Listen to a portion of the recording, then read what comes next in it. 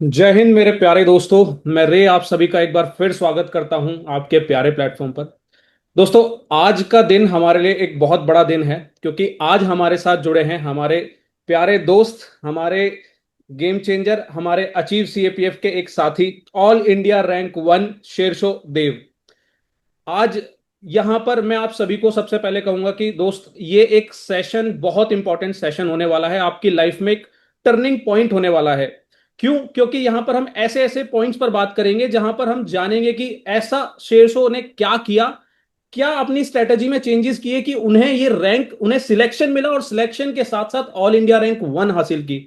तो शुरुआत करते हैं सबसे पहले देव से, जानते हैं उनकी थोड़ी सी बारे में और फिर धीरे धीरे हमारे इस इंटरव्यू को लेकर चलते हैं आगे। बताइए देव। जी जी, आपका बहुत बहुत शुक्रिया सर, मुझे इस प्लेटफॉर्म में बुलाने के लिए और ये प्लेटफॉर्म देने के लिए। पहले मैं अपने बारे में थोड़ा सा बताना चाहूँगा सर। मैं कोलकाता से बिलोंग करता हूँ सर, वेस्ट बंगाल से। वहाँ एक मेरे पापा वहाँ पे आरबीआई का एक कंसर्न है सर, जिसे बीआरबीएन एमपीएल कहते हैं, वहाँ काम करते हैं। ये सालबनी में है, खड़गपुर के पास। तो मैं वहीं पे पला बड़ा हूँ बचपन से। ऑलमोस्ट मैंने वहाँ तक की स्कूलिंग वहीं केंद्रीय विद्यालय से की है। ग्रेट। और बचपन में मेरा सपना था कि एक पायलट बना जाए। खैर वो हम्म। तो नहीं हो पाया। हम्म। फिर धीरे धीरे डिफेंस के प्रति मेरा लगाव बना रहा, लेकिन इंजीनियरिंग एज अ बैकअप मैंने परस्यू किया। हम्म। फिर 2024 में मैंने सबसे पहले अपना सीएपीएफ का अटेम्प्ट दिया, हम्म। जिसमें मेरा रिटर्न क्लियर नहीं हो पाया। और उसके बाद 2025 का ये अटेम्प्ट दिया सर। हम्म। तो इस बार मतलब दूसरा अटेम्प्ट, पहले में हुआ नहीं और दूसरे में अगर हुआ तो फिर सीधे ऑल इंडिया रैंक वन। तो जी सर। कैसा महसूस हो रहा है ऑल इंडिया रैंक वन हासिल जी होकर? सर, मैंने तो कभी ये एक्सपेक्ट नहीं किया था कि मेरा ऑल इंडिया रैंक वन आ जाएगा। मुझे हम्म। यही थी कि सर वर्दी पहननी है, बस फोर्सेस को ज्वाइन करना है और सर्व करना है। मेरे लिए ऑल इंडिया रैंक वन उतना मायने नहीं रखता जितना वो वर्दी पहनना मायने रखता है सर। हम्म। बहुत बढ़िया, बहुत बढ़िया। मेन चीज थी कि हमें सर्व करना है नेशन को, वो जी चाहे कैसे भी किस भी मीन से करना हो। जी सर। बहुत बढ़िया। शेरजू, अब हम जैसे आगे बढ़े उससे पहले मैं थोड़ा सा आपके पास स्ट्रगल के बारे में, स्ट्रगल कह लीजिए, स्कूलिंग, कॉलेज और क्या जर्नी रही, ताकि हमारे साथ जो बच्चे हैं वो कनेक्ट कर सकें कि सर कौन से बैकग्राउंड से थे, कैसे थे। जी सर। सो स्कूलिंग मैंने सर केंद्रीय विद्यालय से की है, 10th तक। उसके बाद मैं 11 12 चल गया कोटा, वहाँ जेई की तैयारी करने। जेई की तैयारी के बाद फिर मुझे जादवपुर यूनिवर्सिटी मिल गई, जो वेस्ट बंगाल की एक स्टेट यूनिवर्सिटी होती है। उसमें फीस बहुत कम लगती है, दस हम्म। हजार के आसपास आपको पूरा बीटेक हो जाता है उससे। हम्म। तो मुझे मिल गई, तो फिर मैंने इधर उधर और कहीं देखा नहीं, तो वहाँ मैंने डायरेक्ट एडमिशन ले लिया। वहाँ हम्म। से मैंने मैकेनिकल की डिग्री परस्यू की। हाँ, मैं बोलना चाहूंगा, मैंने बीच में एनडीए भी ट्राई किया। दो हम्म। अटेम्प्ट मुझे मिल रहे थे मेरे एज लिमिट के हिसाब से, दोनों बार मैं कॉन्फिडेंस आउट हो गया उसमें। हम्म। एयरफोर्स मेरी फर्स्ट प्रायोरिटी थी। हम्म। और एक 10+2 बीटेक नेवल एंट्री भी आती है, और एक आर्मी की टीईएस एंट्री भी आती है, वो भी उस वक्त मैंने ट्राई किया। उसमें मैं तो स्क्रीन आउट ही हो गया सीधे। हम्म। तो फिर मैंने सोचा चलो सीडीएस को एज अ बैकअप रखते हैं, हम्म। कॉलेज की डिग्री के साथ साथ उसको देखा जाएगा। लेकिन वही हुआ कि कॉलेज जाने के बाद मैंने अपने खाने पीने का उतना ध्यान नहीं रखा, फिटनेस पे उतना ध्यान नहीं रखा, तो मेरी फिजिकल फिटनेस उतनी अच्छी बची नहीं। हम्म। और कहीं थोड़ा सा कहीं ना कहीं डिस्ट्रैक्शन हो गया। दूसरे डोमेन जैसे ऑटोमोबाइल डोमेन तभी मुझे बहुत इंटरेस्टिंग लगता था। हम्म। तो मैं वहाँ पे एक मोटर स्पोर्ट क्लब हुआ करता था, उसको मैंने ज्वाइन किया, उसमें बहुत इंडल्ज हो गया। फिर हम्म। फाइनल ईयर में प्लेसमेंट कमेटी होती है, उसमें भी पार्ट रहा। तो उसमें बहुत सारी रिस्पॉन्सिबिलिटीज आपको दे दी जाती है। और हम्म। पूरा बैच जब आप पे भरोसा कर रहा है कि ये कुछ लोग हमारे प्लेसमेंट के लिए काम कर रहे हैं, तो उनका वो भरोसा अपने पर्सनल गोल से ज्यादा इंपॉर्टेंट हो जाता है। तो हम्म। मैं कहीं ना कहीं सीडीएस की तैयारी उतनी अच्छे से कर नहीं पाया, और सीडीएस का मेरा एक भी अटेम्प्ट नहीं निकला। हम्म। तो फिर मैंने luckily as a backup option college में प्लेसमेंट मुझे मिल गई एक रेपुटेड कंपनी में। उसको हम्म। ज्वाइन किया, और उसको ज्वाइन करने के बाद लगा कि अब तो मेरे पास टाइम है। अब मैं जो टाइम पढ़ाई करता था, हम्म। एक्स्ट्रा करिकुलर एक्टिविटीज करता था, उस हम्म। टाइम को मैं अपने पर्सनल गोल्स पे फोकस करूंगा। हम्म। तो हम्म। फिर मैंने कंपनी ज्वाइन करते करते धीरे धीरे प्रिपरेशन स्टार्ट किया। हम्म। बहुत बढ़िया। अच्छा देव, मेरा एक सवाल है, जैसे एक आमतौर पर बच्चे भी ये सोचते हैं कि अगर कोई इंसान सिलेक्शन और ऑल इंडिया रैंक वन आई है तो कहीं ना कहीं वो शुरू से ही टॉपर रहा होगा, अपने स्कूल में भी, कॉलेज में भी, और हर जगह उसने बहुत ही बेहतर किया होगा। तो यहाँ क्या रही है अपनी जो पास हिस्ट्री है? सर लकीली सर, मेरी हिस्ट्री थोड़ी सी, मतलब मैं बैक बेंचर रहा हूँ, लेकिन रैंक हमेशा से बढ़िया आती रही है। स्कूल में भी ठीक ठाक नंबर आ जाते थे सर। हम्म। और चलो जेई में बहुत बढ़िया रैंक तो था नहीं मेरा, ओके हम्म। शोकीस था। हम्म।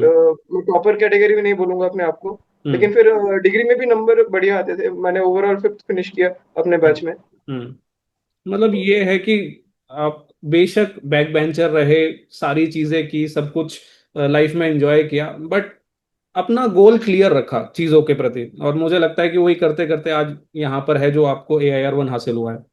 जी सर।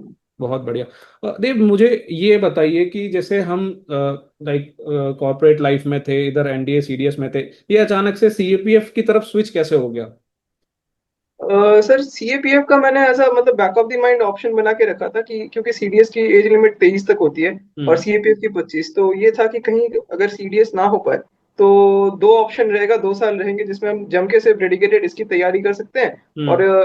उसमें जॉब प्रोफाइल बहुत हद तक सिमिलर होती है, हम्म। मैं कहूंगा और डाइवर्स और मुश्किल होती है सीएपीएफ की तो जॉब प्रोफाइल। तो ये भी हम्म। एक बहुत अच्छा तरीका है नेशन को सर्व करने का। तो हम्म। एक बार अगर सीडीएस नहीं हो पाता तो फिर इसको ट्राई करके देखेंगे। अच्छा, एक बहुत अच्छी चीज मुझे आपके पूरी चीज में नोटिस हुई कि यार जॉब के साथ आपने CAPF निकाला है। अक्सर क्या जी होता है कि बच्चे सिर्फ और सिर्फ प्रिपरेशन में लगे होते हैं, तब जाकर वो इस मुकाम पर पहुंच पाते हैं। बट आपने जॉब के साथ इस चीज को निकाला, तो मेरे पास बड़े बच्चों के डाउट है कि सर ये जरूर पूछे देव सर से कि जॉब और सिलेक्शन को कैसे आपने बैलेंस किया? सर, पहली बात तो 2024 में मैं जब नया नया फ्रेशर था उस टाइम मैंने ज्वाइन किया था। तो वहाँ ऐसा होता है कि मतलब आपके कंपनी में आपका लर्निंग कर्व बहुत स्टीप होता है। हम्म। आपको बहुत छोटे से टाइम में बहुत कुछ सीखना होता है।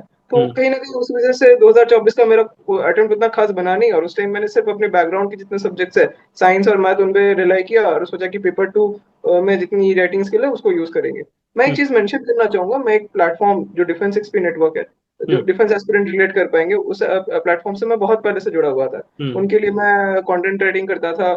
जितने आपके हथियार हो गए, जितने फाइटर जेट्स हो गए, जितने भी कॉन्टेम्प्रेरी डिफेंस से इशू है उस पर बहुत एक्टिवली लिखता था। तो हम्म। कहीं ना कहीं मेरा वो लिखने का डिफेंस रिलेटेड टॉपिक का एक बैकग्राउंड रहा है। इसकी वजह हम्म। से मुझे कहीं ना कहीं लगा कि पेपर 2 में इसको बहुत अच्छे से यूटिलाइज कर सकते हैं। हम्म। हम्म। लेकिन एक एग्जाम की एक लिख पाना, नॉलेज होना एक अलग बात है, और एग्जाम का डिमांड एक अलग चीज होता है। हम्म। वो कहीं ना कहीं मैं 2024 में समझ नहीं पाया, हम्म। जिसको मैंने धीरे धीरे आगे फिर रिफाइन किया। हम्म। खैर 2024 में तो मेरा निकल नहीं पाया, तो फिर मैंने सोचा कि इस बार 2025 में अच्छे से अटेम्प्ट दिया जाएगा। और इस जर्नी में अचीव CAPF कहाँ मिल गया आपको भटकते हुए? सर, मैं आपके वीडियोस शुरू से एकदम मतलब कट ऑफ एनालिसिस, फिर हम्म। अब मैं बेसिकली दो प्लेटफॉर्म को मेंशन करना चाहूंगा। एक हम्म। आपका एवीकेएस एकेडमी हो गया, और फिर आपका अचीव सीएपीएफ प्लेटफॉर्म हो हम्म। गया। अगर आप सीएपीएफ के बारे में सर्च करते हैं यूट्यूब पे, तो हम्म। यही जितने भी मतलब कंटेंट है, इन्हीं का मैक्सिमम रहेगा। और वो टीम निष्ठा भी है सर, उनका भी हम्म। कंटेंट बहुत बढ़िया रहता है। तो हम्म। 2024 में मैं जितनी भी फ्री लेक्चर्स वगैरह होती है, फ्री रिसोर्सेज, मैंने उनको रेफर करने का कोशिश किया। हम्म। फिर धीरे धीरे 2025 मैंने हम्म। सीरियस प्रिपरेशन बोलूँ तो मैंने फरवरी के बाद चालू की। कहीं ना हम्म। कहीं इसमें मेरे मैनेजर सर का भी बहुत बड़ा हाथ है। हम्म। उन्होंने मुझे इतना बढ़िया अप्रेजल दिया कि मैं बहुत मोटिवेटेड हो गया कि अच्छा। अब तो कॉर्पोरेट लाइफ से निकलना है। ये हुआ ना टर्निंग पॉइंट तो। Training point. बहुत जी बढ़िया, सर। बहुत बढ़िया। तो यहाँ पर जैसे शेरजो, आप अभी चेन्नई में आई थिंक ना? जी सर। ठीक है। तो आपने जैसे बच्चों का रहता है कि प्रिपरेशन करने के लिए प्रॉपर ऑफलाइन कहीं पर जाकर जाया जाए और फिर क्लास वगैरह ली जाए, तो आपने मतलब आपका क्या था कि क्लासेस आपने ली थी, नहीं ली थी, सेल्फ किया था, और फिर ऑफलाइन आकर किया था, ऑनलाइन आकर किया था, ये सारा यहाँ पर आपने किस तरीके से प्रिपरेशन करी थी? सर, पहली बात, मैं इसको एक अपने स्ट्रीम के सब्जेक्ट्स और जो नॉन स्ट्रीम के सब्जेक्ट्स हैं उनमें डिवाइड करके बोलना चाहूंगा, क्योंकि हम्म। साइंस और मैथ रिलेटिवली मेरे लिए थोड़ा सा आसान रहा है, क्योंकि वो मेरे स्ट्रीम से मिलता है, तो उसकी मैंने कुछ खास तैयारी की नहीं। हम्म। मुझे मेन प्रॉब्लम आ रहा था जियोग्राफी, फिर हम्म। हिस्ट्री, फिर बाकी इकोनॉमिक्स और पॉलिटी में, क्योंकि ये मैंने 9-10 के बाद और पढ़ा नहीं था कभी। तो हम्म। वो होता है ना कि लंबे गैप की वजह से दिमाग से चीजें वॉश आउट हो जाती है, तो मुझे लगा कि इसको बहुत अच्छे से तैयार करना जरूरी है। फिर हम्म। मैंने बहुत तरीके आजमा के देखे। जैसे पहले ऑनलाइन लेक्चर देख के सॉल्व, मतलब फिर उसको नोट्स बना के करना हुआ, लेकिन फिर मैंने देखा कि उसमें बहुत ज्यादा टाइम कंज्यूमिंग है। हम्म। पहले आपको लेक्चर देखना पड़ेगा, फिर उसके नोट्स बनाने पड़ेंगे, फिर उसको लिखना पड़ेगा। तो हम्म। उससे मैंने देखा कि अगर उसका सोर्स सेम ही है, सब एनसीईआरटी से ही आना है, तो हम्म। एनसीईआरटी को डायरेक्ट पढ़ लेते हैं हम्म। और हम्म। उसमें से हाईलाइट कर लेते हैं। हम्म। तो फिर मैंने वैसे पढ़ना चालू किया धीरे धीरे। हम्म। फिर मुझे मार्च के आसपास आपके गेम चेंजर प्रोग्राम के बारे में पता चला, तो उसमें आप तो जो वीडियो बना के देते थे उस साल, एनसीईआरटी में हाईलाइट करके बताते थे कि ऐसे करना है, यहाँ पढ़ना है, यहाँ पढ़ना है। हम्म। तो वो फिर बहुत हेल्पफुल रहा कि ये सब इंपॉर्टेंट एस्पेक्ट्स हैं। हम्म। और सर क्योंकि मैंने आपका प्रोग्राम बाद में ज्वाइन किया था, एक बहुत अच्छी चीज मुझे मिली कि पहले से पीवाईक्यू सारे एक जगह पे थे, तो एक मैंने जगह। पहले बेंचमार्क करके देखते हैं कि कहाँ से आता है। और आप हम्म। जो करते हैं सर, मतलब जितने भी यूपीएससी के एग्जाम्स हो गए, वो हम्म। सीडीएस हो गया, सीएससी हो गया, फिर एनडीए हो गया, फिर जियो हम्म। साइंटिस्ट हो गया, सब हम्म। क्वेश्चंस को अगर क्लब करके टॉपिक वाइज हम लोग देखते हैं ना, तो कहीं ना कहीं पैटर्न नजर आने लगता है हम्म। कि कुछ कुछ कीवर्ड्स बार बार से रिपीट होते हैं, हम्म। जिसके हम्म। अराउंड बहुत सारे सवाल बनते हैं। तो मैंने देखा कि सबसे लो हैंगिंग फ्रूट्स कौन से हैं हम्म। जिनको इजीली टारगेट किया जा सकता है, तो मैंने उनको हाईलाइट किया। मैं सबसे पहले एक काम करता कि 1 घंटा बैठ जाता, हम्म। एक चैप्टर के सारे पीवाईक्यूज को बिना सॉल्व किए देख लेता कि इसमें पूछ क्या रहे हैं, फिर हम्म। नोट डाउन कर लेता उसको। फिर मैं चैप्टर को उस हिसाब से पढ़ता, और फिर जाकर मैं पीवाईक्यू सॉल्व करता। और हम्म। फिर उन पीवाईक्यू को मैं स्नैप, जो एक बार में सही हो गया मैं मान लेता कि ये आगे भी आएगा तो सही हो जाएगा, हम्म। और जो गलत हो रहा है उसको या फिर जिसमें एक्स्ट्रा इन्फॉर्मेशन कुछ मिल रहा है जो एनसीईआरटी के बाहर है, उसको स्नैप लेकर मैं अपने पास रख लेता, हम्म। रिवीजन के टाइम उसको भी रेफर कर लेता। और मुझे क्या लगता है शेषो की, जैसे आपने जॉब के दौरान अपनी जो प्रिपरेशन की सिलेक्शन लिया, कहीं ना कहीं इसने आपका टाइम बहुत सेव किया, ये जो आपने जी जो सर। तरीका बताया। जी सर, एक एक माइंडसेट यहाँ पे मेरा था कि मेरे पास फुल टाइम एस्पिरेंट्स की तरह पूरा दिन नहीं है। ये नहीं, बिल्कुल। ये एक बहुत बड़ा प्रेशर बनाता था कि मेरे पास जितना टाइम है उसको, मतलब उसकी प्रोडक्टिविटी बहुत हाई रखी जाए, हम्म। उसका आउटपुट बहुत ज्यादा निकल के आना चाहिए। और यही मेरे को मुझे लगता है कि जैसे अक्सर जॉब वाले बच्चे जो सोचते हैं कि सर हम 2-4 घंटे देंगे तो उससे क्या ही फर्क पड़ जाएगा, तो फर्क आपके सामने है बस। ये मुझे लगता है कि जिसके पास ज्यादा समय होता है तो वो अपने रिसोर्सेज बहुत ज्यादा ब्रॉड कर लेता है, जिसके पास कम समय होता है वो लिमिट करके चलता है। जी सर। और ये चीज मैंने सर जनरली ऑब्जर्व भी की है, जब सोच लीजिए मैं कभी छुट्टी ले रहा हूँ तो छुट्टी हम्म। के दिन पढ़ाई की जो एफिशिएंसी होती है वो बहुत कम हो जाती है, क्योंकि कहीं ना हम्म। कहीं एक माइंड में रहता है कि अब तो पूरा, आज तो पूरा दिन है। तो सुबह सही बात। उठो, खाना खाते खाते पता नहीं आधा दिन कहाँ चल जाता है। यही अगर जॉब रहे तो एक हम्म। दिमाग में होता है कि ऑफिस जाना है इतने बजे, उससे हम्म। पहले पहले ये इतना खत्म करना है, फिर ऑफिस से आकर के ये खत्म करना है। तो कहीं ना कहीं वो कम टाइम होने का भी वो मतलब एक फायदा ही मिला आपको कहीं ना जी कहीं। सर। जी सर। नहीं, ये चीज तो आपने बहुत अच्छी कही, क्योंकि ज्यादा समय मिलता है तो बच्चा ज्यादा फैलने लग जाता है कि चलो अब एनसीईआरटी कर ली तो और एक और सोर्स ले लेते हैं और एक और चीज ले लेते हैं। जी यहाँ सर। आपके साथ फायदा हुआ कि बेशक कम समय है तो उस कम समय में लिमिटेड चीजों को ही मल्टीपल टाइम पढ़ लिया जाए, ये एक ऑप्शन बचा है मेरे पास। जी हम्म, सर। बहुत बढ़िया। और सर मैंने और एक चीज नोटिस करके देखा कि जिसमें जिस चैप्टर पे रिटर्न ऑफ इन्वेस्टमेंट टाइम का सबसे ज्यादा है, उसको हाँ, सबसे पहले टारगेट किया जाए। और मैं ठीक। पूरा, मुझे पता था कि मेरा सिलेबस कभी कंप्लीट नहीं हो पाएगा, तो मैं पूरे सिलेबस को कंप्लीट करने के पीछे भागूंगा भी नहीं। जितना मैं पढ़ूंगा उसको अच्छे से कंसोलिडेट करके जाऊंगा, हम्म। कि उसमें से क्वेश्चन गलत नहीं होना चाहिए, मुझे चाहे मेरा पूरा छूट जाए। मुझे पता है हिस्ट्री आपने बिल्कुल भी नहीं तैयार किया था। सर जी सर, आपको मैंने बहुत बार टेक्स्ट किया, सर हिस्ट्री छोड़ के चल जाओ। हाँ, आपने कहा जो अच्छे, मतलब जो हाई वेटेड चैप्टर है वो पढ़ के चल जा। प्लीज वो चले जाओ। जी सर। और आप ही की देन है कि सर हिस्ट्री में से एटलीस्ट 4-5 सवाल तो फंस गए थे। अरे, विजयनगर एम्पायर हो गया, फिर आपका भक्ति सुफी मूवमेंट, और आपने जैसे प्रेडिक्ट किया था कि इंडस वैली से आने वाला है 1-2 सवाल। मतलब मुझे ऐसा लगता है कि मेनली जो आपका सिलेबस है वो एक आपकी एनसीईआरटीज हैं और प्रीवियस ईयर क्वेश्चन है। जैसे ही आप इन दोनों को अलग करके पढ़ते हो तो आपकी प्रिपरेशन अधूरी हो जाती है। बच्चे क्या है कि जी सिर्फ सर। एनसीईआरटी पढ़ेंगे, पीवाईक्यूज नहीं पढ़ेंगे। बहुत बढ़िया। यहाँ पर एक बच्चों का बहुत ज्यादा सवाल आता है कि हमारे ऑल इंडिया रैंक वन कितने घंटे पढ़ा करते थे।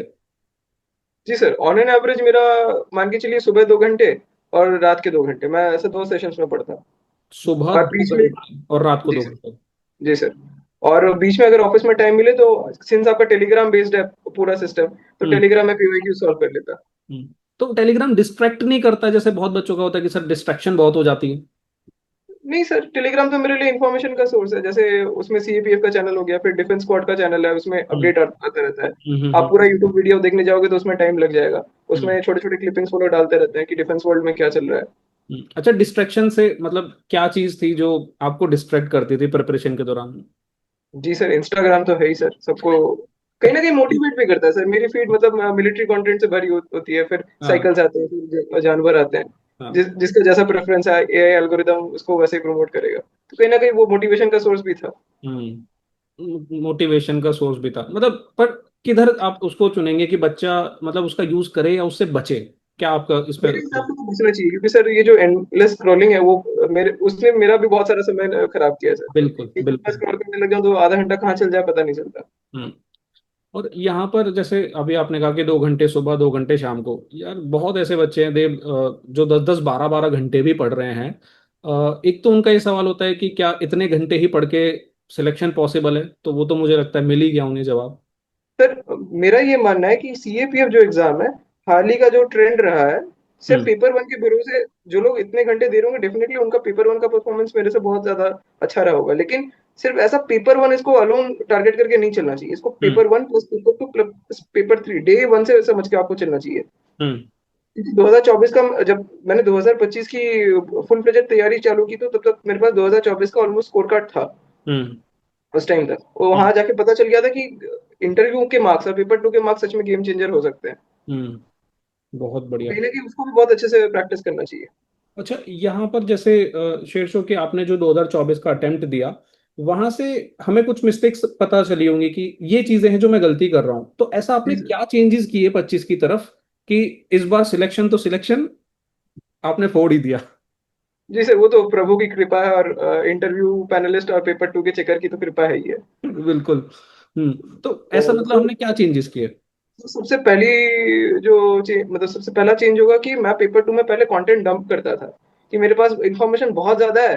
अब हम्म। मैं पूरा भरने की कोशिश करता कि जितना है उतना हम हम्म। बता दो। तो हम्म। उस हिसाब से क्या होता है कि आप एक पेपर में पहले एक क्वेश्चन को लिखने जाओगे तो उसमें आप 110% एफर्ट दे दोगे। कहीं हम्म। ना कहीं उसका फटीक दूसरे क्वेश्चन में, फिर तीसरे क्वेश्चन में ऐसा कैस्केड होता रहेगा, और हम्म। लास्ट क्वेश्चन की क्वालिटी एकदम खराब हो जाएगी। तो हम्म। आपको पहले, क्योंकि पेपर बहुत लेंदी होता है और उसको कंप्लीट कर पाना अपने आप में एक चैलेंज है उस लिमिटेड टाइम फ्रेम में। हम्म। आपको कंटेंट डंप करने से बचना है, रादर उसको स्ट्रक्चर करके प्रेजेंट करना है। वो हम्म। प्रेजेंटेशन स्किल्स पे मैंने काम किया कि उसको एक सुंदर सा स्ट्रक्चर कैसे दिया जाए, और एग्जामिनर के लिए उसको मतलब अच्छे से, मतलब इजी टू रीड कैसे बनाया जाए। हम्म। इस पे मैंने बहुत ज्यादा काम किया सर। यानी कि पेपर टू पे आपने काफी काम किया, और मैंने अभी आपकी मार्कशीट देखी, वो काम आपका जी दिखा सर, है। वो काम तो मतलब वो तो उसी ने मुझे आज जो जहां तक मैं पहुंचा हूं, उसी ने पहुंचाया सर। ठीक है। और पेपर वन में जैसे क्या चेंजेस, मतलब ये पेपर टू का रहा, और भी जो चेंजेस आपने किए होंगे, पेपर मतलब वन मैं। में सर मैंने पूरे सिलेबस को सीरियसली लिया। हम्म। पिछली बार मुझे ऐसा मतलब लग रहा था कि साइंस और मैथ अच्छे से पढ़ के और कुछ सवाल करंट अफेयर के करके मैं कट ऑफ निकाल सकता हूँ, और पेपर टू बाकी मिला के बाकी निकल जाएगा। ये मेरी गलत फहमी थी। हम्म। मैंने बाकी सब्जेक्ट्स को भी उनका रिस्पेक्ट दिया, उनको अच्छे से तैयार किया। ये सवाल मतलब उन लोगों के लिए है जो कि जैसे बहुत बच्चे हैं जो अभी मेरिट आउट हो गए हैं, तो जी सर। वो अक्सर यही सवाल कर रहे होते हैं कि सब कुछ किया, सारी चीजें हुई, और फिर भी हम मेरिट आउट हो गए, तो अभी समझ नहीं आ रहा कि हम किस एंगल में इंप्रूवमेंट करें। तो जैसे आप भी शायद उस समय कितने मार्क्स से, 4-5 मार्क्स से मेरिट आउट हुए थे, आई तो थिंक। 5 मार्क्स से सर मेरी पेपर वन की कट ऑफ मिस हो गई थी। पेपर वन की कट ऑफ मिस हो गई, ओके। और पेपर टू से चेक ही नहीं हो पाया, तो रिटर्न ही क्लियर नहीं हुआ मेरा। ठीक है, ठीक है। तो ऐसे कई बच्चे हैं कि वो मेरिट आउट हो गए हैं, उन्हें समझ नहीं आ रहा कि वो अब क्या करें, मतलब कहाँ इंप्रूव करें। तो क्या सजेशन देना चाहोगे आप? सर सबसे पहले तो अगर पेपर टू चेक हुआ है, तो पेपर टू का अगर नंबर कम है, तो सबसे हम्म। पहले तो पेपर टू पे काम करना चाहिए, क्योंकि वही है। पेपर वन का तो भरोसा नहीं, कब काम आए कब काम नहीं है। हम्म। कब 2025 का पेपर आ जाएगा और कब 2023 जैसा पेपर आ जाएगा, हम्म। किसी को नहीं पता सर। कि हम्म। उसमें ज्यादा वो स्कोरिंग पेपर रहेगा कि लो स्कोरिंग पेपर रहेगा। तो हम्म। पेपर टू ऐसा जगह है कि वो उसमें थीम्स रिपीटेड होते हैं। उसमें मतलब आप अगर करंट अफेयर्स को बहुत अच्छे से फॉलो करते आ रहे हो, तो हम्म। रिसेंट इवेंट से जुड़े हुए भी सवाल बहुत ज्यादा आते हैं। तो वो ऐसी एक जगह है जहां हम लोग एक मतलब भरोसे के साथ जा सकते हैं कि हमने अगर काम किया हुआ है, तो वहां हम लोग बहुत अच्छे से लिख सकते हैं। हम्म। तो पेपर टू का बेस बहुत अच्छे से स्ट्रॉन्ग करना चाहिए। और हम्म। मैं तो कहता हूँ इंटरव्यू की भी तैयारी साथ साथ करनी चाहिए पेपर टू की, क्योंकि दोनों का कंटेंट अलग है नहीं। अगर हम्म। आप देखोगे जो कंटेंट आपको प्रिपेयर करना होता है, कहीं ना कहीं दोनों जगह काम आएगा। बिल्कुल, बिल्कुल। और खैर, सिलेक्शन के बाद फैमिली का क्या रिएक्शन रहा? जी सर, जी सर, मेरे माता पिता तो दोनों बहुत खुश हैं। बहुत खुश। फाइनली मतलब अच्छा लगता है पेरेंट्स को भी कि जी सर। एक अच्छे लेवल पर हमारा बच्चा पहुंच गया है। क्या पापा, मम्मी पापा का क्या कहना था, क्या बात हुई थी? उनका ये कहना था कि देखो फाइनली तुम्हें सेवा करने की अभी सेवा करने का अवसर मिल रहा है। तुम बहुत बड़े अफसर बनने वाले हो, तुम्हारे ऊपर जिम्मेदारियां भी आने वाली है। तो हम्म। थोड़े बच्चों वाली हरकतें अभी छोड़ दो, हम्म। हम्म। सीरियस हो जाओ। हम्म। कि आप मतलब बच्चे से होता है ना कि बड़े हो चुके हो, हम्म। ये जिम्मेदारी आपको लेनी पड़ेगी। हम्म। तो बहुत। उस हिसाब से रहिए, हम्म। अच्छे से बाकी काम कीजिए। सिर्फ फैमिली का क्रेडिट तो, उससे ऊपर तो कुछ नहीं है। सबसे पहला क्रेडिट तो उन्हीं को जाता है, और जी बाकी सर। कौन कौन रहे हैं आपके इस जर्नी में जिनको आप अपना क्रेडिट देना चाहेंगे? जी सर, पहली बात तो मैं अपनी फैमिली का क्रेडिट, फिर ईश्वर की कृपा तो है ही है सर। फिर दूसरे नंबर पे मेरे गुरु आते हैं। मेरे 3 गुरु रहे हैं। पेपर वन के लिए आपका कंट्रीब्यूशन बहुत तक इम्पोर्टेंट रहा है सर।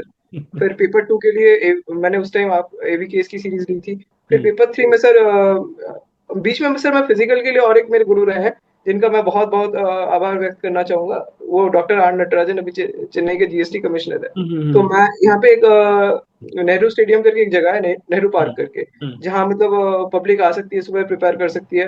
तो हम्म। मैं, मेरा था कि सब कुछ सही चल रहा था, लेकिन लॉन्ग जंप मेरा फंस रहा था। हम्म। कहीं ना कहीं मेरा पैर बार बार से फाउल लाइन को टच कर रहा था और मैं उसको क्लियर नहीं कर पा रहा था। तो हम्म। मैं बहुत डरा हुआ था उस टाइम कि कैसे करना है। हम्म। तो इत्तेफाक से मुझे वहाँ एक ये दिखे कि वो सुबह सुबह क्या करते हैं, फ्री ऑफ कॉस्ट जो छोटे छोटे बच्चे होते हैं जिनपे बहुत ज्यादा पोटेंशियल होता है, वो हम्म। उनको ट्रेन करते हैं। वो हम्म। अपने टाइम की एशिया के फास्टेस्ट मैन रह चुके हैं, बहुत बड़े एथलीट है, और अभी एज अ रेवेन्यू ऑफिसर सर्व कर रहे हैं। हम्म। तो मैंने पूछा, सर आप बच्चों को ट्रेन कर रहे हैं, क्या हम्म। मुझे थोड़ी सी मदद मिल सकती है? उन्होंने हम्म। पूछा कि आप क्या करना चाहते हैं, आप अगर अभी एथलेटिक्स में ज्वाइन करना चाहते हैं, अभी तो आप बहुत जल्दी, थोड़ी ज्यादा ही जल्दी आ चुके हो, इस हम्म। उम्र में तो नहीं हो पाएगा। बोला नहीं नहीं सर, बस 3.5 मीटर ही जंप करना, ज्यादा नहीं। हम्म। तो सर ने बोला, देखो 3.5 मीटर वो तो आराम से कर लोगे, उससे नहीं हो पा रहा है, हम्म। कोई बात नहीं, मैं आपको सिखाऊंगा। तो हम्म। वो होता है ना, मतलब पता नहीं किस रूप में नारायण आके मिल जाएंगे आपको। तो उन्होंने बिल्कुल। उस क्रिटिकल टाइम में एक हफ्ते के अंदर मुझे पूरी टेक्निक सिखाई अच्छे से, कि बहुत। कैसे लॉन्ग जंप करना है, कैसे स्टेप्स गिनने हैं, कहाँ आपका टेक ऑफ लाइन आएगा और आपको कैसे लैंड करना है। 3.5 मीटर तो आपके यूं निकल जाएंगे। तो और उनका ज्यादा बहुत बड़ा रोल रहा है। ज्यादातर आप देखेंगे फिजिकल में, इंटरव्यू में ही, लॉन्ग जंप में ही बच्चों को अक्सर प्रॉब्लम होती है। फिजिकल में सर बहुत बच्चे आउट होते हैं सर। इस बहुत। बार कितना 1800 लोगों का पेपर क्लियर होगा, हम्म। ऑलमोस्ट ऑलमोस्ट 800 लोग तो बाहर ही हो गए, उसमें 90% मैं लिख के दे सकता हूँ कि लॉन्ग जंप में बाहर हुए होंगे। हम्म। मेरे बैच में भी जितने भी बाहर हुए थे, सब लॉन्ग जंप में बाहर हुए थे। 100 मीटर, 800 मीटर शॉर्ट पुट में कोई बाहर नहीं होता। हम्म। बहुत बढ़िया, फिर बहुत। फिर से इंटरव्यू प्रिपरेशन की, जब मैं वहां जाता था अभी फिजिकल की तैयारी करने, वहां मुझे एक अपने दोस्त मिले, कलई हम्म। सेल्वन, उनका भी मैं नाम लेना चाहूंगा। हम्म। उन्होंने मुझसे मणिकंदन सर जो है अचीव सीएबीएफ के प्लेटफॉर्म के, उनसे इंट्रोड्यूस करवाया। सिंस वो हम्म। भी चेन्नई के थे, हम भी चेन्नई के थे, हम्म। जितने तमिलनाडु के बच्चे थे उनके साथ प्रिपेयर करे थे, और वो ऑनलाइन पढ़ाते हैं और ऑल इंडिया बेसिस पे मतलब बहुत लोग उनके साथ जुड़ते हैं। हम्म। हम्म। लेकिन उनका बैच बैच थोड़ा अलग है, मतलब जनरलिस्टिक कोचिंग जैसा नहीं है वो, मतलब इंडिविजुअली सब पे बहुत ज्यादा फोकस करते हैं। सबके हम्म। साथ वन ऑन वन सेशंस लेते हैं, डैफ का जो इंडिविजुअल एस्पेक्ट है उसको रिफाइन करवाते हैं। और हम्म। फिर जो ये बैच बनता है ना, वो बैच ऐसा टीम एफर्ट काम करता है, हम्म। कि जितने आपके इंटरनल सिक्योरिटी के इशू हो गए, जितने आपके एक्सटर्नल सिक्योरिटी के इशू, फिर जितने करंट अफेयर बेस्ड इशू हो गए, उनको कहीं ना कहीं उन पे इंफॉर्मेशन कलेक्ट करना, आपस में डिस्कस करना। हम लोग ग्रुप डिस्कशन करते थे, ताकि जो कोई बोल नहीं पा रहा है, हम लोग आपस में उनका मॉक इंटरव्यू लेते थे। तो उस ग्रुप का भी कंट्रीब्यूशन बहुत ज्यादा रहा है हम्म। मेरी स्पीकिंग स्किल्स को और डिलीवरी को इम्प्रूव करने के लिए। हम्म। उनका भी मैं बहुत बहुत मतलब धन्यवाद करना चाहूंगा। ये छोटी छोटी चीजें हैं, कनेक्टिंग डॉट्स हैं, जिन्होंने सब जोड़कर एक जी सर। सिलेक्शन दिलाया। बहुत बढ़िया। जी सर। ये तो है कि कुछ नहीं पता देव कि कहाँ, किस फॉर्म में, किस तरीके से ऊपर वाला आ जाए, सपोर्ट कर जी जाए, सर। हमें नहीं जानते। बस ये है कि हमें भरोसा, मैंने एक चीज नोटिस की है कि बच्चे अक्सर थोड़ा सा ट्रस्ट करने में थोड़ा डिले करते हैं, या शुरुआत, पहले आप रिसर्च करिए, जानिए, पहचानिए, और फिर जब आपने पहचान लिया तो फिर ब्लाइंडली आपको ट्रस्ट करना पड़ेगा सिलेक्शन के लिए। जी सर। हम्म। बहुत बढ़िया। ठीक है, अब थोड़ा सा मैं पेपर वन स्पेसिफिक डिस्कशन करना चाहूंगा शेषो, जी कि सर। पेपर वन में जैसे अभी बहुत सारे बच्चे हैं जो अपनी प्रिपरेशन जर्नी शुरू कर रहे हैं 2027 के लिए, तो उनकी स्ट्रेटेजी क्या रहनी चाहिए पेपर वन के लिए? सर मेरा ये मानना है कि जो स्ट्रेटेजी मेरे लिए काम कर रही है, हो सकता है वो किसी और के लिए काम ना करे। तो बिल्कुल। सबको अपना strength, weakness, opportunity, threat analysis करना चाहिए कि उनका कहाँ सबसे बढ़िया है। तो ठीक। उनको वो टॉपिक्स आइडेंटिफाई करके उसको बहुत अच्छे से कंसोलिडेट करना चाहिए। फिर हम्म। उनको वीकनेस अपनी आइडेंटिफाई करनी चाहिए कि यहाँ यहाँ मैं लैक करता हूँ। हम्म। अगर हो सके ज्यादा लोड नहीं लेना, अगर हो सके तो उसमें लिमिटेड टाइम में जितना इंप्रूवमेंट पॉसिबल है वो करना चाहिए। हम्म। ये हो गया आपके टॉपिक सेग्रीगेशन के बारे में। मैं हम्म। अपनी पर्सनल स्ट्रेटेजी के बारे में बताऊं तो मैंने देखा कि मैथ में मुझे ज्यादा एफर्ट डालने की जरूरत नहीं है। पिछले साल भी मैथ के सारे सवाल एटलीस्ट वही बने थे मेरे ढंग से। हम्म। तो मैथ पे उसको अच्छे से कंसोलिडेट किया जाए। फिर हम्म। जो साइंस हो गया, हम्म। साइंस ऐसे 9-10 के लेवल की जो साइंस आती है, वो एक बार अच्छे से मैंने रिवाइज कर लिया और देखा कि वो हो सकता है, डुएबल है। फिर हम्म। मैंने देखा कि ऑप्स पे क्या क्या सवाल आ रहे हैं। हम्म। जैसे आपके एनालिसिस ने दिखाया कि बायोटेक्नोलॉजी के लिमिटेड चैप्टर्स है, कुछ हम्म। लिमिटेड सवाल आ रहे हैं, तो मैंने उनको आइडेंटिफाई किया हम्म। करके, फिर मैं, और कंप्यूटर के भी थोड़े एक दो सवाल आ रहे थे, तो फिर मैंने कोशिश की कि कंप्यूटर के भी थोड़े सवाल बना दिया जाए। तो ऐसे करके मैंने फिर साइंस को कंप्लीट किया। हम्म। फिर मैंने सोचा कि नेक्स्ट सबसे इजी टू रिमेम्बर सब्जेक्ट कौन सा होगा। तो हम्म। मैंने देखा कि जो इकोनॉमिक्स है और जियोग्राफी है, वो बहुत इजी टू रिमेम्बर सब्जेक्ट है, क्योंकि उसमें बहुत चीजें लॉजिकल है, अगर आप उसका लॉजिक याद कर लो तो हो जाएगा। हम्म। मुझे सबसे बड़ा चैलेंज लगा कि हिस्ट्री में, कि हिस्ट्री मैंने पढ़ के देखा, मुझे कुछ उसमें याद ही नहीं रहता। और हम्म। मतलब क्वेश्चन अक्सर गलत ही बन जाते हैं। तो हम्म। मैंने देखा कि इसको छोड़ देते हैं, हम्म। एक दो चैप्टर में पढ़ के जाऊंगा जिसमें से सबसे बढ़िया मतलब सवाल फंसने की प्रोबेबिलिटी है। हम्म। फिर मैंने सर पॉलिटी भी मतलब कुछ खास मुझे याद नहीं रहता था, क्योंकि उसमें आर्टिकल नंबर के डायरेक्ट उठा के पूछ लिया जाए तो मुझे बहुत दिक्कत आती थी। तो हम्म। फिर मैंने देखा कि उस साल कौन से टॉपिक्स बार बार पूछे जा रहे हैं। हम्म। जैसे उस साल आपके फंडामेंटल राइट्स हो गए, फंडामेंटल ड्यूटीज हो गए, वहां से फिर नॉन कॉन्स्टिट्यूशनल बॉडीज। ऐसे मैंने दो चार पैटर्न देखा कि जहाँ से रिपीटेड सवाल आ रहे हैं, तो मैंने हम्म। उसको अच्छे से प्रिपेयर किया उन लिमिटेड एस्पेक्ट्स को। हम्म। करंट अफेयर्स सर मैंने देखा कि लास्ट 6 महीने का अगर पढ़ के जाया जाए तो सफिशियंट है। हम्म। 80% सवाल फंस जाते हैं, लेकिन ये सबसे बड़ा धोखा था 2025 के पेपर में। बिल्कुल बिल्कुल। हम्म। एकदम अनएक्सपेक्टेड था, out of the blue paper आ गया। हम्म। तो वो तो खैर कुछ खास हो नहीं पाया उसमें फिर। बहुत तो बहुत। मोटा मोटा यही स्ट्रेटेजी था कि पहले मैं मैथ को अच्छे से बनाऊं, फिर साइंस पे काम करूं, क्योंकि इन दोनों को मिला के जो बेस बनाना है सिलेक्शन का पेपर वन का, वो हम्म। बन जाता है। फिर आता है कि अगर उसमें कट ऑफ क्लियर करने की बारी, फिर हम्म। उसमें ज्योग्राफी पे मैंने फोकस किया, इकोनॉमिक्स पे फोकस किया, और लिमिटेड फोकस पॉलिटी और हिस्ट्री में गया। हम्म। एक नया बच्चा अगर इस वीडियो को देख रहा है और वो जानना चाहता है कि हमारी जो बुक लिस्ट है, मान लीजिए कि AIR 1 कौन सी बुक लिस्ट फॉलो करता था जिससे सिलेक्शन आसान हुआ, तो जैसे हम बात करें सबसे पहले ज्योग्राफी की, तो ज्योग्राफी में क्या क्या वो पढ़े? सर चार एनसीईआरटी जो 11th 12th की है, बस उतनी ही सर। 11th और 12th की 4 NCERT। इसके अलावा जैसे कई लोग सजेस्ट करते हैं GC लियोंग है या कोई अदर बुक है, ये सब करने की जरूरत है? सर अगर किसी के पास समय है, देखो मेरे नंबर तो उतने ज्यादा है नहीं पेपर वन में, तो हम्म। मैं इस पे कमेंट नहीं करूंगा। शायद कोई पढ़ के जाए तो और भी ज्यादा नंबर ला सकता है। वो तो हम्म। इत्तेफाक है कि मेरा AIR 1 आ गया। हम्म। तो ये तो अब कैंडिडेट्स पे है, उनके पास कितना समय है। मैं तो कहूंगा लेस इज मोर, कि आप बिल्कुल। जितना अपना रिसोर्सेस कम रखें और उसको जितने अच्छे से कंसोलिडेट करके जाए, वो सबसे बढ़िया है। बिल्कुल बिल्कुल। नहीं, यहाँ मैंने एनालिसिस जो किया है, मैंने एक ही चीज नोटिस किया है कि शायद एक या दो क्वेश्चन हमारा कहीं हायर जी सर। स्टैंडर्ड से आता है। अगर 15 सवाल आ रहे हैं, 15 सवाल में से 2 सवाल जीसी लियोंग से आ रहे हैं, बाकी 13 एनसीईआरटी से हैं, तो मैं तो कहता हूँ आप 13 सवाल पे फोकस कीजिए। बिल्कुल। उसको अच्छे से कीजिए, दो शगुन के छोड़ दीजिए, दो सवाल। हम्म। बिल्कुल। और अगर जैसे हिस्ट्री में जाते हैं तो? हिस्ट्री में सर मैंने पहले सोचा कि theme one, theme two, theme three पढ़ के जाऊंगा। हम्म। फिर देखा कि मुश्किल है मेरे लिए। फिर हम्म। मैंने लिमिटेड चैप्टर्स पढ़े और बस गांधी वाला चैप्टर पढ़ लिया, गांधी जी वाला चैप्टर। ठीक है। मतलब ये थीम 1 थीम 2 थीम 3 तो करना ही करना है, और मॉडर्न के लिए? जी सर, समय है तो कर लेना चाहिए, और जो लोग कहते हैं कि स्पेक्ट्रम कर लेना चाहिए। स्पेक्ट्रम। ठीक है। ओके, और पॉलिटी के लिए आप क्या सजेस्ट बस करें? लक्ष्मीकांत, बस लक्ष्मीकांत सर। ठीक है ठीक है। साइंस के लिए? साइंस के लिए एनसीईआरटीज, 9th और 10th की एनसीईआरटीज, और लिमिटेड 11 12 की, क्योंकि 11 12 का सिलेबस बहुत बड़ा है। कोई हम्म। अगर सोचता है कि मैं 11 12 का सिलेबस पढ़ लूंगा तो वो मूर्खता है सर। हम्म।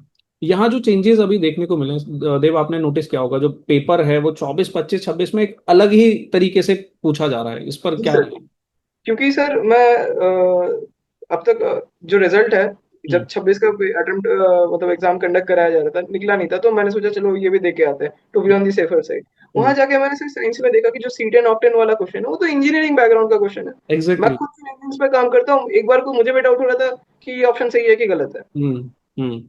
तो मतलब ये तो एक्सपेक्ट मतलब जैसा पैटर्न बनते जा रहा है, कार्नोट साइकिल से डायरेक्ट क्वेश्चन आ रहा है, ये तो मतलब कहीं ना कहीं इंजीनियरिंग डोमेन से भी सवाल पूछ रहे हैं। फिर जो वैक्स वगैरह हो गया, उसका जो क्वेश्चन आया था, वो तो केमिकल इंजीनियरिंग के बैकग्राउंड का है। तो हम्म। पता नहीं यूपीएससी का माइंडसेट यहाँ क्या है, ये समझना थोड़ा मुश्किल है। हम्म। मुझे तो लगता है थोड़ी इसमें और एनालिसिस करने की जरूरत है कि कहाँ से आजकल मतलब ट्रेंड क्या बन रहा है साइंस में। हम्म।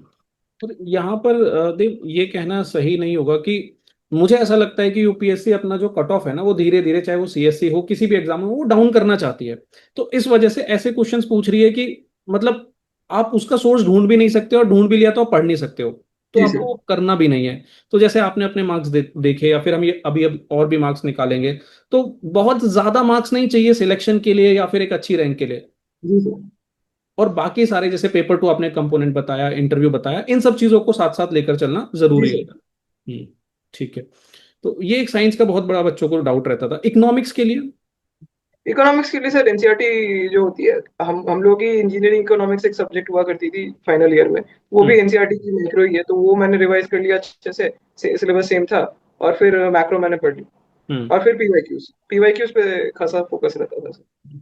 और एक करंट अफेयर जो सबसे बड़ा बच्चों का डर है, उसका सॉल्यूशन और उसके लिए क्या करना है, कैसे करना है, क्या किया आपने, वो बताइए। सर मैंने तो ज्यादा कुछ रेफर नहीं किया। मैं जो वो कटआउट वाली मैगजीन की वीडियो आती थी, मैंने देखा कि एक महीने का कटआउट, एक महीने का पूरा जो करंट अफेयर है 3 4 घंटे में निपट रहा है। हम्म। डेली न्यूज़पेपर पढ़ने जाऊंगा तो उसमें बहुत समय लगेगा, वही देख लेते हैं एक बार। हम्म।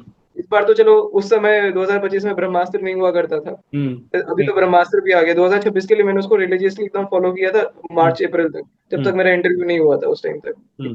क्या पता कहाँ से आ जाए, क्या पूछ ले इंटरव्यू में। उसके बाद तो सर मैंने धीरे धीरे छोड़ दिया फिर फॉलो हम्म। करना। कहीं ना कहीं इंटरव्यू के बाद आदमी थोड़ा ढीला हो जाता है। इंटरव्यू के बाद तो वो लगने लगा होगा कि यार अब तो हाँ सिलेक्शन कि की तो। एटलीस्ट हो जाएगा, इतना हम्म। विश्वास था। हम्म। तो मतलब इसका थोड़ा सा जैसे ब्रह्मास्त्र ये तो है कि पूरा पीआई भी हमने उधर पूरा झोंक जी दिया सर। एक तरीके से, तो उसका फायदा कुछ मिला? क्या कहेंगे कि मैं प्रमोशन कर रहा हूँ, लेकिन जो है कि मैं सच बता रहा हूँ, अगर कोई आपका काम इजी बना रहा है तो हम्म। उसको यूज करने में कोई दिक्कत नहीं है। हम्म। ऐसा नहीं है कि सिर्फ आप ही कर रहे हो, कोई अगर मैं तो कहता हूँ कोई भी अगर बच्चा कोई रिसोर्स फॉलो करता आ रहा है तो उसी को बिल्कुल। फॉलो कीजिए, ज्यादा रिसोर्सेज के पीछे मत भागिए।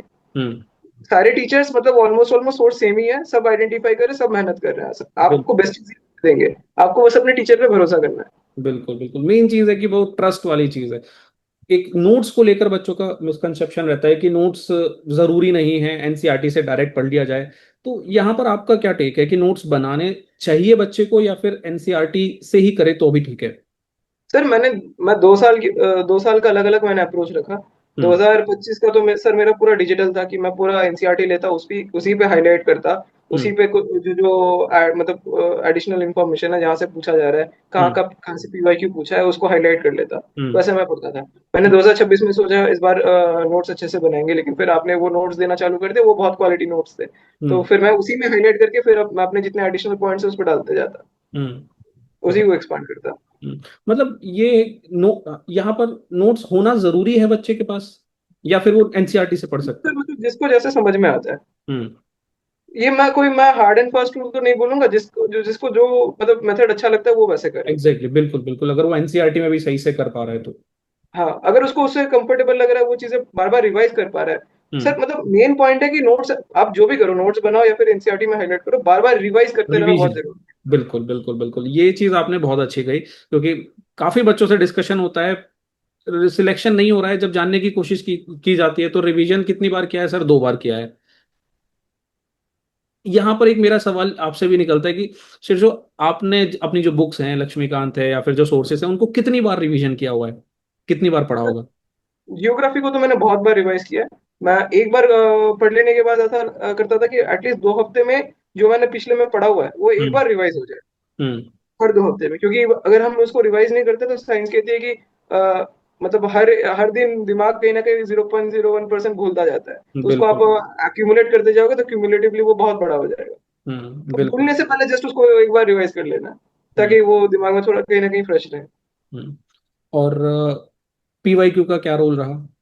पीवाईक्यू का तो सर बहुत इंपॉर्टेंट रोल है, उसी से मैंने पहले फिल्टर आउट किया कि क्या पढ़ना है और क्या छोड़ना है। ग्रेट। पीवाईक्यू की एक बार जैसे बहुत बच्चे हैं देव की, वो कर रहे हैं पीवाईक्यू बट उन्हें प्रॉपर आउटपुट नहीं मिल पा रहा है प्रीवियस ईयर क्वेश्चंस करने का। तो क्या मतलब तरीका उनको अप्रोच लेकर चलनी चाहिए एनसीईआरटी के साथ साथ जब वो पीवाईक्यू लगा रहे हैं, तो उनकी अप्रोच क्या होनी चाहिए कि ये मैं तरीका इस्तेमाल करूंगा तो ये बेस्ट मेथड है पीवाईक्यू को यूज करने का?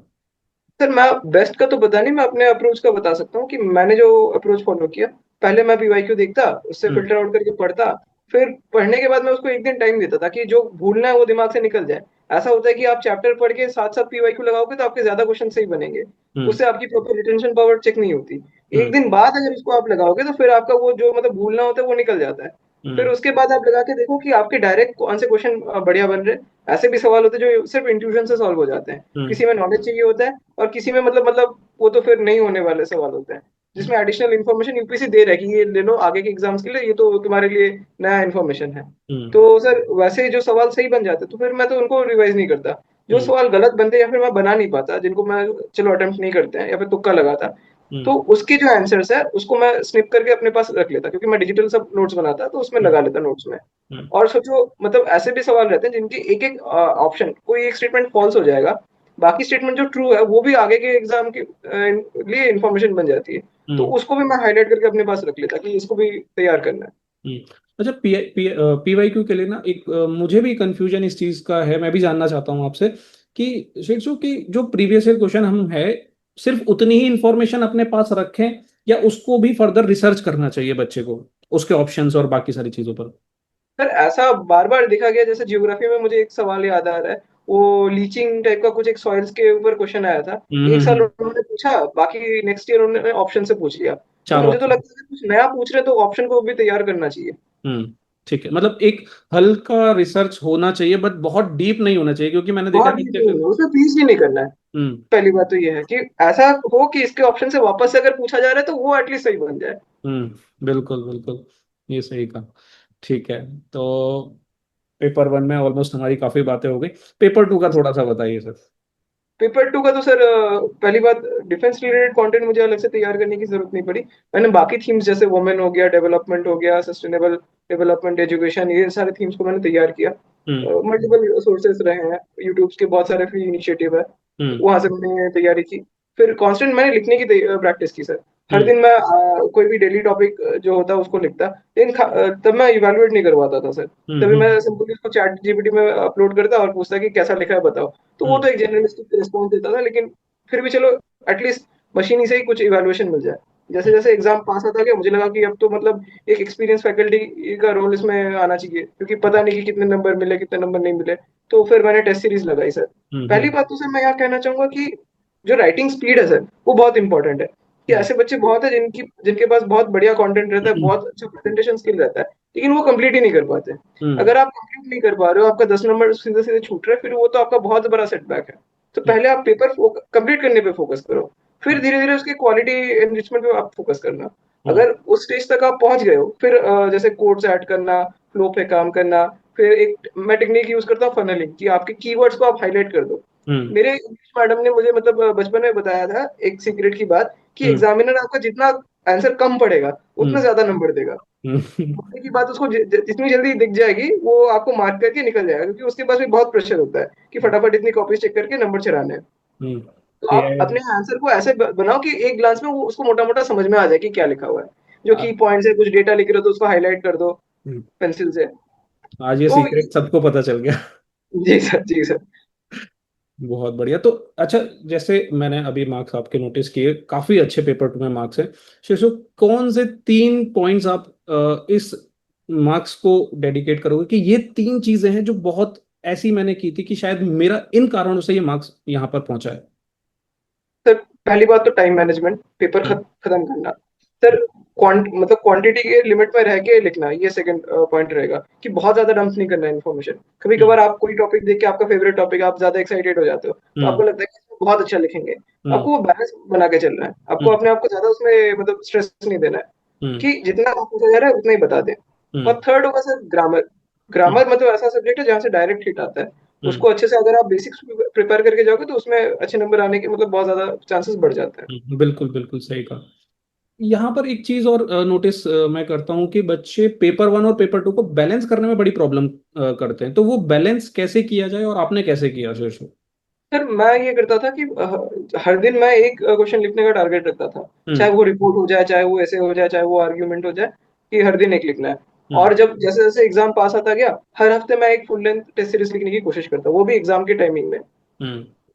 जैसे जिस टाइम में एग्जाम होने वाला है खाना खा के, क्योंकि एक बाकी आपको अपने एनवायरमेंट के फैक्टर्स भी कंसीडर करना बहुत जरूरी है, कि आप लंच टाइम के बाद खाना खा के आओगे, और लंच टाइम के बाद ऐसा होता है कि नींद बहुत तगड़ी आती है। तो हम्म। उस कंडीशन को अवॉइड करके कैसे आपको लिखना है, वो मैं कोशिश करता सर, यूजुअली सैटरडे या संडेज को। स्कोर क्या रहते थे आपके, जैसे पेपर वन टेस्ट सीरीज और सर पेपर जब टू? मैंने चालू किया था उस टाइम तो 70s में थे, फिर धीरे धीरे इम्प्रूव हुआ और एंड तक 97 तक पहुंच रहे थे। और पेपर वन में? वन में सर, पेपर वन में तो मतलब पूरा साइन कर रहा है। किसी एग्जाम में मैंने आपकी टेस्ट सीरीज लगाई थी, किसी में 105 आ जाए, किसी में 130 आ जाए, किसी में 140, वापस से 105, 110। वो हम्म। तो सर वेरी करता था। वेरी करता है वो पेपर के ऊपर। बहुत मैं बढ़िया। एक चीज कहना चाहूंगा कि मतलब मॉक के जितने नंबर है उसको देख के कभी डिमोटिवेट फील ना किया जाए, हम्म। क्योंकि मॉक हर एक पेपर हर एक अलग अलग सिचुएशन को मिमिक करता है। बिल्कुल। वो मतलब आपको मतलब स्ट्रेस टेस्ट भी करता है और कभी कभार आपका कॉन्फिडेंस चेक भी करता है। जस्ट हम्म। उसको आप एज अ कंस्ट्रक्टिव फीडबैक ले। हम्म। हम्म।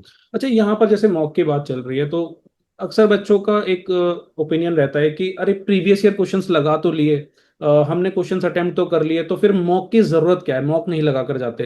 तो आपका क्या ओपिनियन है कि मॉक लगाने चाहिए या नहीं चाहिए? सर देखिए, मेरा ये मानना है कि मॉक आपका टाइम मैनेजमेंट सबसे बात तो उसको इम्प्रूव करता है।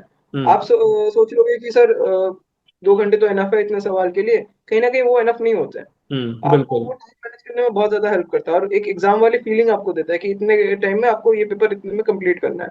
तो हम्म। वो प्रैक्टिस बहुत जरूरी है सर। हम्म। अदरवाइज जैसे आप सोचो बाकी जो स्टैटिक का पोर्शन है वो आप सॉल्व कर लोगे, फिर आपके पास मैथ का टाइम बच जाएगा। अगर आपके पास टाइम कम बचता है तो आप मैथ में रश करोगे, अगर हम्म। मैथ में रश करोगे तो गलतियां होंगी, तो हम्म। वो दो दो चार चार नंबर सब आगे जाके बहुत भारी पड़ जाते हैं। हम्म। बहुत बढ़िया।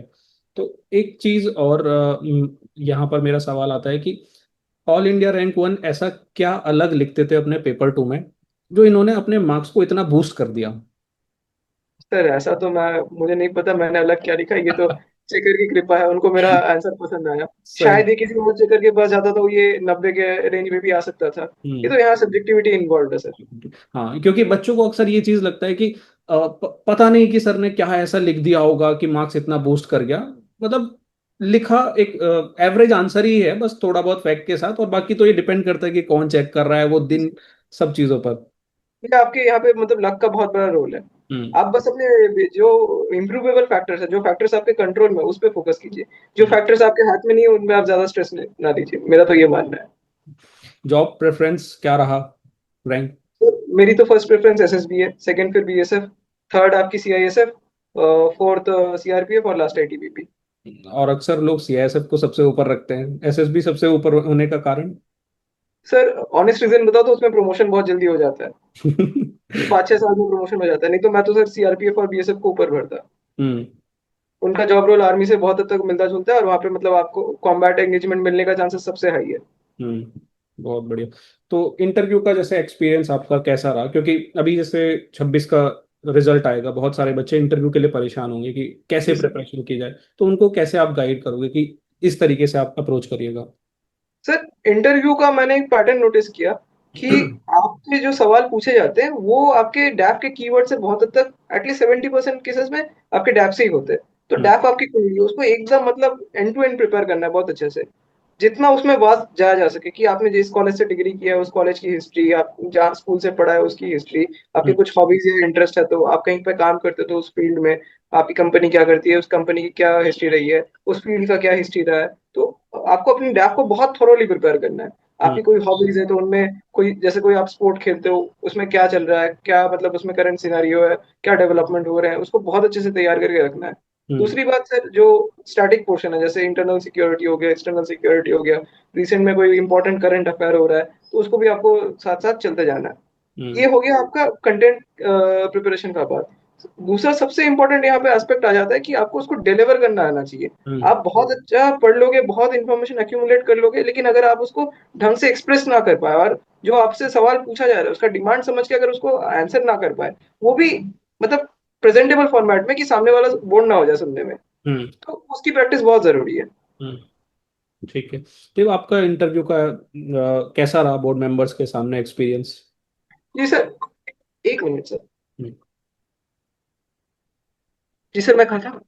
एक्सपीरियंस कैसा रहा आपका इंटरव्यू बोर्ड मेंबर के साथ? सर मैंने तो पहले इंटरव्यू कैसा होता है ये देखने के लिए बहुत सारे मॉक्स देखे, पैनल मॉक्स जो होते हैं यूट्यूब पे अवेलेबल है। हम्म। वहां से मेरा ऐसा एक मतलब ओपिनियन बना था कि वहाँ बहुत ज्यादा आपको ग्रिल किया जाता है। और हम्म। मैंने कहीं ना कहीं एसएसबीज दे रखी थी, तो वहां भी जो इंटरव्यूइंग ऑफिसर होते हैं वो कहीं ना कहीं आप ग्रिल करने के मूड में रहते हैं कि हम्म। इसको प्रेशराइज करेंगे, इससे जितना इन्फॉर्मेशन निकलवा सकते हैं निकलवाएंगे। तो मेरा हम्म। कहीं से वो एक प्री कंसेप्ट नोशन बना हुआ था कि ऐसा ही होता होगा। हम्म। फिर मैं जब वहाँ रियलिटी में गया मुझे जाके पता चला कि नहीं, ये यहाँ का माहौल तो बिल्कुल अलग है। वो पहली बात आपको बहुत ज्यादा कंफर्टेबल फील कराते हैं, हम्म। आपके ऊपर प्रेशर नहीं आने देते। अब ये पैनल टू पैनल अलग हो सकता है, मेरा तो सुमन शर्मा मैम का बोर्ड था, वो हम्म। बोर्ड बहुत ज्यादा कॉर्डियल है। हम्म। आपको लगेगा ही नहीं कि आप इंटरव्यू देने आए हो, आपको लगेगा कि आप बहुत सारे मतलब लर्नेड लोगों के साथ डिनर पे बैठे हो, आपको उनके साथ बहुत चीजों पे बात करने का मौका दिया गया है। हम्म। आपको ऐसा लगेगा वहां पे जाके। अक्सर ऐसे इंटरव्यूज में कोई ऐसा सवाल होता है जो फंसा देता है और लगता है कि यार अब इंटरव्यू थोड़ा सा गड़बड़ा रहा है, तो कुछ कोई ऐसा इवेंट कुछ याद हो? जी सर, मुझसे एक ट्रिकी सवाल पूछा गया था कि आप तो जो अब जितना भी कमा रहे हैं, अगर आप कॉर्पोरेट में रहते हैं तो 5 साल के बाद तो आप जितनी सैलरी मैक्सिमम ड्रॉ कर सकते हैं वो क्रॉस करके चल जाएंगे, तो फिर हम्म। भी आपका क्या मोटिवेशन है? हम्म। तो मैंने कहा जी मेरे लिए तो पैसा मोटिवेशन नहीं है, यूनिफॉर्म सबसे बड़ा मोटिवेशन है। तो हम्म। वहाँ वो मुझे लगा कहीं ना कहीं ट्रिकी जा रहा है, लेकिन वहाँ जो शायद से साइकोलॉजिस्ट थे, उन्होंने हम्म। माहौल को बहुत लाइट करते हुए बोला ये बात अपनी बीवी को समझाना, उनको कन्विंस करना, तो इसमें सब हंसने लग गए। बहुत बढ़िया, बहुत बढ़िया। और जैसे दोस्त यारों का क्या सपोर्ट अपने इधर एग्जाम में? जी सर, मेरे दोस्तों का तो बहुत ज्यादा सपोर्ट रहा है। जो मेरे रूममेट मेरे साथ अभी रहते हैं उनका भी बहुत सपोर्ट रहा है। ऐसा भी हुआ है कि बहुत टाइम मैं थोड़ा स्ट्रेस्ड आउट फील करता था तो उन्होंने बहुत काम किया है। हम्म। फिर जो मेरे PDP 25 जो अधिकार IAS के बैच है, जहाँ पे हम्म। हम लोग पर्सनालिटी डेवलपमेंट के लिए प्रिपेयर करते थे, उस ग्रुप का बहुत ज्यादा सर कंट्रीब्यूशन रहा है। हम्म। एज हम लोग टीम एफर्ट मैं मानूंगा इसमें से। उसमें से बहुत लोग मेरिट लिस्ट में आए हैं, बहुत लोग छूट भी गए हैं। तो हम्म। मैं उम्मीद करता हूँ, जैसे एक कुछ लोगों का मैं नाम लेना चाहूंगा, जैसे कार्तिक भाटिया हो गए।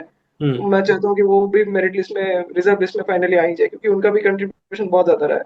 हम्म। फिर मेरी गर्लफ्रेंड का भी बहुत ज्यादा मोटिवेशन रहा है, हम्म। मतलब सपोर्ट रहा है। उन्होंने मुझे कभी लो फील नहीं करने दिया, जब इमोशनल सपोर्ट की जरूरत थी उन्होंने दिया।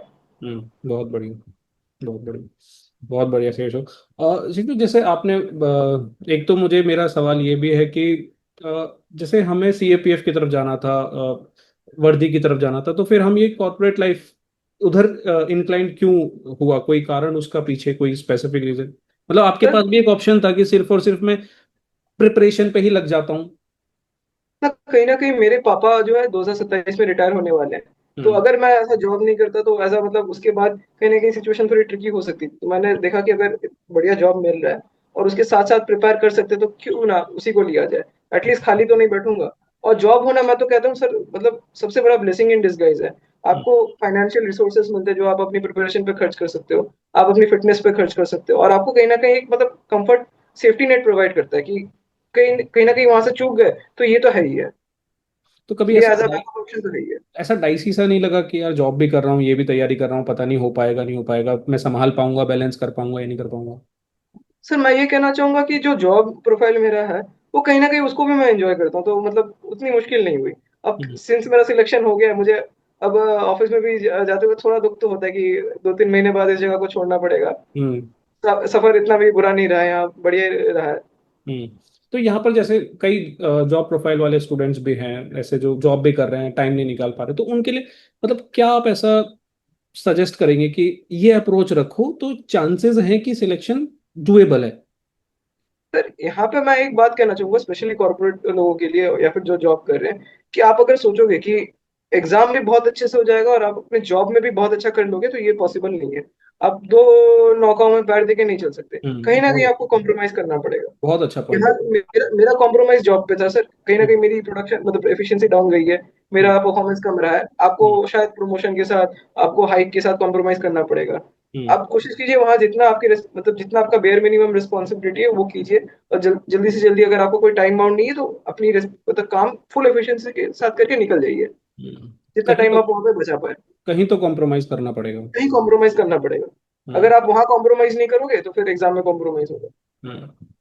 और ये एक हमारी CAPF कम्युनिटी के लिए बहुत अच्छी चीज है कि जैसे कहा जाता है अक्सर देव, क्या होता है कि ये एक नोशन बना हुआ है कि कोई CSC का बच्चा ही आएगा और वही टॉप करके जाएगा। और आपकी जर्नी जो मैंने जाना, आपने NDA, CDS और फिर जाकर CAPF में यहाँ पर AIR 1 हासिल किया। तो यहाँ पर आप CSC की तरफ क्यों नहीं गए, और इसको कैसे डिफरेंशिएट करोगे जो बच्चों का माइंडसेट होता है कि नहीं CSC का बच्चा ही टॉप करता है? सर ऐसा नहीं है, रिसेंट ईयर्स में ऐसा देखा गया है कि इंटरव्यू का स्कोर बहुत आपको आपकी रैंक को बूस्ट करता है। तो हम्म। मैं तो मानूंगा सर, इंटरव्यू के स्कोर का बहुत हद तक इसमें कंट्रीब्यूशन रहा है। हम्म। अगर आप पैनलिस्ट को ये जस्टिफाई कर पाए कि आप बहुत ज्यादा पैशनेट है यूनिफॉर्म में सर्व करने के लिए, स्पेसिफिकली ऐसे फोर्सेस में जो डिफेंस फोर्सेस से ज्यादा अलाइन करती है, तो मैं तो कहता हूँ एक डिफेंस एस्पिरेंट का भी ज्यादा चांसेस बनता है एक सीएससी के एस्पिरेंट के ऊपर। हम्म। माना सीएससी के एस्पिरेंट का जर्नी बहुत डिफिकल्ट होता है, उसके पास नॉलेज बेस भी और बड़ा होता है कि हम्म। मेंस लिखने के लिए सर बहुत ज्यादा नॉलेज की जरूरत होती है। हम्म। बहुत बढ़िया। लेकिन कहीं ना कहीं फिर वहां दूसरे मोटिवेटिंग फैक्टर्स आ जाते हैं सीएससी में। आपके पास पावर आ जाता है, बहुत ज्यादा एडमिनिस्ट्रेटिव पावर्स रहते हैं, तो फिर वो तो मतलब डिजायर्स अलग हो जाती हैं फिर। तो कभी प्लान है आगे CSC की तरफ सोचने नहीं का? सर, मेरा तो नहीं है सर। बिल्कुल भी नहीं है? बिल्कुल नहीं है सर मेरा तो। ठीक है, यही अच्छा है अपना, ये इसी को एंजॉय किया जाए। मेरा सर फर्स्ट ड्रीम था एयरफोर्स ज्वाइन करना। चलो वो तो हो नहीं पाया कारणवश। हाँ, तो अभी फाइन। ये मिला, ये भी बहुत अच्छी अपॉर्चुनिटी है। बहुत बहुत अच्छी अपॉर्चुनिटी है यार। मतलब वही है कि हमें सर्व करना है, वो किसी भी तरीके से किसी भी अप्रोच से किया जाए, बेहतर है। जी सर। जैसे फिर जो हमारी जो स्टेजेस हैं, पेपर 1 है, पेपर 2 है, इंटरव्यू है, और फिजिकल है, सबसे ज्यादा प्रॉब्लम कौन से उसने क्रिएट किया आपके लिए? सर सबसे ज्यादा प्रॉब्लम तो मेरे लिए फिजिकल रहा है, क्योंकि जब मैंने ग्रेजुएट किया था उस टाइम मैं बहुत ज्यादा ओवरवेट था। हम्म। ऑलमोस्ट मैं 20 किलो ओवरवेट था। तो मुझे लगा कहीं ना कहीं अब तो अपनी फिटनेस को ट्रैक पे लाना पड़ेगा। तो हम्म। कॉन्स्टेंटली अपने वेट पे काम करना, साथ साथ प्रिपेयर करना और उस फिजिकल स्टैंडर्ड्स में फिट होना। कहीं ना हम्म। कहीं ये कॉन्फिडेंस था कि जो फिजिकल स्टैंडर्ड्स है वो बहुत बेयर मिनिमम है। हम्म। लोग जैसे उसको डिस्क्राइब करते हैं उसके लिए आपको बहुत मतलब एलीट लेवल की एथलीट होने की जरूरत नहीं है। हम्म। तो है आराम से, अगर आप अपनी मोबिलिटी पे काम करते रहोगे तो। हम्म। तो वो सबसे बड़ा चैलेंज था सर मेरे लिए तो।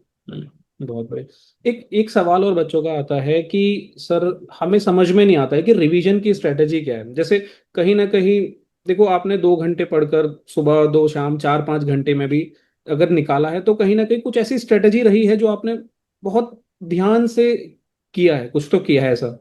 मैं एक पॉइंट ऐड करना चाहूंगा, मैं भूल गया। मैं वीकेंड्स का भी यूटिलाइजेशन बहुत ज्यादा करता था। हम्म। वीकेंड्स का मैं कोशिश करता कि जितना टाइम मिल पा रहा है उतना ज्यादा उतना टाइम यूज हो पाए। हम्म। कॉर्पोरेट लोगों के लिए ये सर बहुत बड़ा सैक्रिफाइस होगा कि वो अपना वीकेंड भी डेडिकेट करे। पूरा हम्म। हफ्ता काम करने के बाद उस फटीग को छोड़कर और बाहर अपने कलीग्स आपको ऐसा होगा कि इनवाइट करेंगे, कहीं हम्म। घूमने फिरने का प्लान बनेगा, उसको ना बोल पाना और अपने ऊपर काम करना, वो सैक्रिफाइस कहीं ना कहीं जरूरी है सर। वही आपने जो पॉइंट रखा, कॉम्प्रोमाइज कुछ तो करना पड़ेगा। कॉम्प्रोमाइज करना पड़ेगा कुछ आपको। हम्म। तो यहाँ पर जैसे रिवीजन की हमारी क्या स्ट्रेटेजी रहती थी कुछ? रिवीजन के लिए सर मैं अपने एनसीईआरटी को खोलता, जो हम्म। हाइलाइटेड पॉइंट्स है जहां मार्क किए हुए हैं उनको पढ़ता। फिर अगर उस साल कोई पीवाईक्यू आया हुआ है तो बहुत ज्यादा चांसेस है कि उसके पहले पेज से या फिर उसके अगले पेज से पूछेगा कि यूपीएससी की मतलब एक टेंडेंसी रही है। तो हम्म। उन पेजेस को अच्छे से रिवाइज करता। और अगर अपने पास कुछ मॉक पड़ा है, सेक्शनल मॉक पड़ा है, पीवाईक्यू बेस्ड मॉक पड़ा है, तो उसको एक बार सॉल्व कर लेते हैं, क्योंकि प्रैक्टिस से ही बनेगा। हम्म। आपको ऐसा नहीं कि आप पढ़ते जाओगे आपका होता रहेगा, आपको साथ साथ प्रैक्टिस भी करते रहना पड़ेगा। किसी हम्म। दिन आपका सिलेबस कंप्लीट नहीं होने वाला। अगर आप सोचोगे कि आपका सिलेबस कंप्लीट हो जाएगा और उसके बाद ही आप मॉक्स लगाओगे, क्वेश्चंस सॉल्व करोगे, तो वो तो नहीं होने वाला है। हम्म। साथ साथ आपको करते जाना है। ग्रेट। ऑलमोस्ट मुझे लगता है कि हमने काफी सारी चीजें कवर कर ली। जी कुछ सर। छोटी छोटी चीजें और शीर्षों में आपसे डिस्कशन करना चाहूंगा, जिससे शायद बच्चों को और क्विक क्लियरिटी मिलेगी।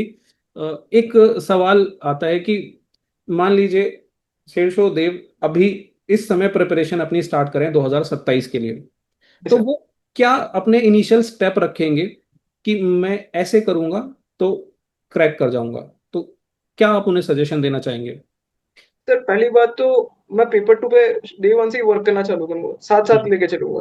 हर दिन हम्म। मैं कोशिश करूंगा एक दो सवाल लिख लूं और उसको किसी एक्सपीरियंस फैकल्टी से मैं उसको इवेलुएट करवाऊं। हम्म। चैट जीपीटी या फिर ऐसे एआई टूल्स के ऊपर ना पढूं। क्योंकि हम्म। एक एक्सपीरियंस फैकल्टी आपको बता सकती है कि आप कहाँ गलत कर रहे हो, कहाँ सही कर रहे हो। तो हम्म। पेपर टू को साथ साथ लेके चलना है। हम्म। फिर मैं एक ज्ञान चार्ट बनाऊंगा। जैसे आप जैसे टाइम टेबल में बना के देते हो कि मेरा ये चैप्टर इतने दिनों से इतने दिनों तक चलेगा, इतने हम्म। टाइम में खत्म हो जाना चाहिए, फिर बीच हम्म। में मैं थोड़ा सा बफर रखूंगा, हम्म। फेस्टिविटीज को आउट कर दूंगा और ऐसे पूरा प्लान कर दूंगा कि किस टाइम पे कौन सा चैप्टर होने वाला है।